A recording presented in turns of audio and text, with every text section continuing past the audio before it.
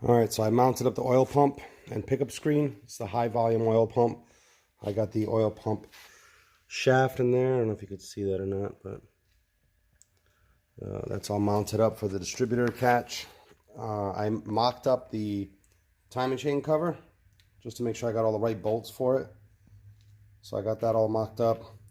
Got the right bolts. Got brand new water pump bolts right here.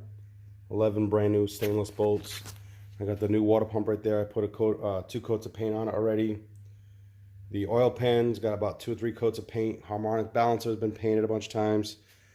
I put another coat of paint on the engine again. And I'm getting ready to put on the oil pan gasket once I get this timing chain cover on. So the timing chain cover I'm going to put on once the water pump paint is dry. Once the paint on the water pump's dry, only because what's going on here is that it's only 4 bolts that hold the timing chain cover to the block itself. And then once the water pump bolts go on, then obviously the water pump, the bolts go through the water pump, through the timing chain cover, into the block up here. So you got like 2, 3 bolts up on each side that go through into the block on either side. So I want to make sure the water pump's ready to go on along with the timing chain cover. And with the timing chain cover goes the harmonic balancer and the spacer, which is right there. That's all painted. So I want to get this, like I said, I'm going to get ready to mount this timing chain cover along with the water pump. And once I get that water pump on, then I'll mount the oil pan, get the oil pan on, and then I can flip this engine upright and start working on the top.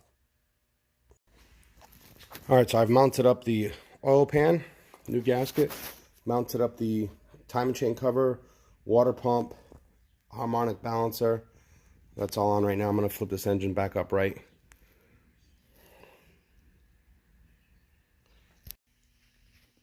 All right, so I've cleaned all the top of the pistons, the cylinders. I'm all cleaned up. Getting ready to mount the head studs. Once I get the head studs mounted on, I'll slide on the head gaskets and then work on torquing these down. So I'm going to finish cleaning this up and then get ready for the head gaskets.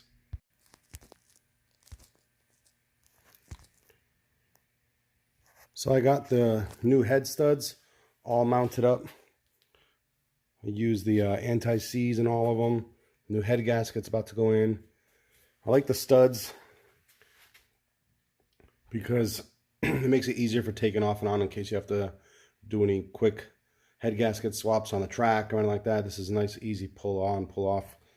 And here's the new aluminum heads. Getting ready to mount these bad boys up right now. I'm going to clean the underneath and sit them on there.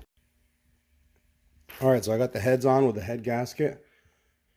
I'm going to go ahead and put some anti-seize on the bolts up top and go ahead and torque these down. They look so great on here. I can't wait to set the aluminum intake on here. I got all the stainless steel studs and bolts for the intake manifold. It's all going to be new. I got the rocker arms I got to mount up. Push rods I got to put in. All that stuff's got to get done. So first things first, let's get these heads torqued on.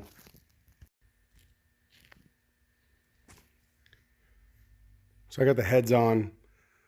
I just sat the intake on top. The gasket's already underneath the intake manifold, but I haven't put the push rods into the rocker arms on yet. So I'm still going to mount the rocker studs, then the rocker arms. I'm going to clean up the push rods and get them ready to be put on. But I just wanted to see how the intake manifold looked with the aluminum heads. And it just looks awesome. All right, so I installed the push rods, all brand new Melling push rods. They're all in. Installed all the control arms. You can see all new bolts, torqued everything down, torqued the heads down, torqued the rocker arm mounts down. All the stud bolts are in for the, all the bolts are on for the roller rockers, plus all the Allen head caps. I got the intake gasket in. I'm going to be putting a little bit of silicone on the ends here. These are rubber gaskets, and I'm thinking about putting a little bit of silicone around the water jackets on either ends of the heads here, and right down there, and right here. But what I want to do before I get the intake set on here is I want to mount all these push rods properly. I want to make sure I don't torque them down too much, so I'm going to work on that next. All right, so I was working on putting the intake intake manifold on, and I noticed that the bolts won't line up perfectly on either side. So I can get this one in here by hand. I go to try to put this guy in, and it's not really lining up very well. So you can see it's a little off. So I'm not sure why exactly, but my guess is that I'm using the intake manifold gaskets with a little bit of the RTV. So what I did was I went and bought rubber gaskets with a little rubber for all the ports on the intake manifold and on the head. So I'm waiting for those to come in. And while I was putting this intake manifold on, I dropped one of the intake manifold stainless bolts down the distributor hole. There's a piece of paper in there now, because I learned my lesson that I should always do that. But the bolt fell down in the oil pan. So I went ahead and flipped the engine up right off camera and removed the Felpro quart gasket off the oil pan, and I used the rubber gasket, which I think sits better and looks a lot better. It's easier to torque down, and you're not pushing the gasket up because it has little metal washer retainers, so you're not sliding the gasket around.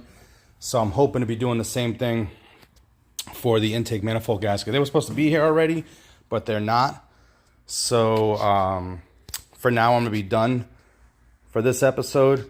But I do want to share the car. I don't know if I've showed in the car on the episode, but the car's back here, sitting here looking like she's waiting to be alive. I actually ran power to the positive and negative with the jumper boxes to see if I can get the lights turned on. So I got the interior lights to come on.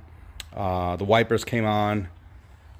So there's still obviously some work to do on the body and whatnot, but like not much at all.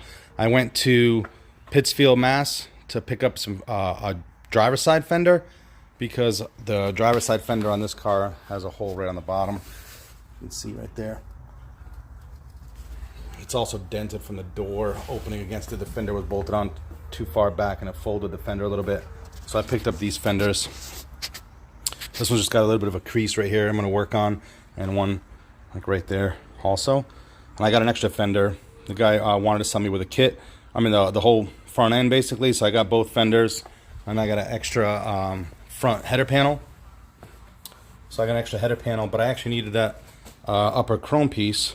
It's got a little dent right there I'm gonna try to fix, but this grill is missing it. So I've been trying to find that little chrome bezel for it for a while, and I have not been able to find it.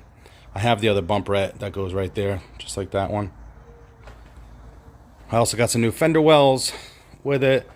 Well, not new, but used fender wells that I'm going to work on, because this one's actually got a rotted battery tray, so I'm going to be replacing that. But on the next episode, I should be putting the intake manifold gasket on, bolting up the torque converter. I don't know if I'm going to be replacing the torque converter yet. I'm debating on getting a high stall converter or putting the stock one back in it. But the transmission's hiding, the C6 is hiding underneath here on the tranny jack right there. I got the motor mounts. Finally got the motor mounts. Those were a bitch. I got the motor mounts. Where are you? Motor mounts are in there. I'm going to be taking those out, painting them black, and mounting them to the engine.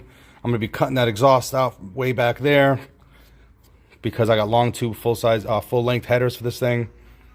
I'm debating, you can tell me in the comments, about taking off the whole front end. Taking off the whole front end. I'm bolting the fenders from the firewall, and unbolting the radiator core support from the frame, and just pull the whole front end off after I pull all the harnesses out. And that way I can just roll the engine straight in with the transmission instead of lifting up and over, taking the, obviously I have to take the hood off, take the nose off anyway, but I think it would be easier just to roll the engine in rather than lifting it up and over.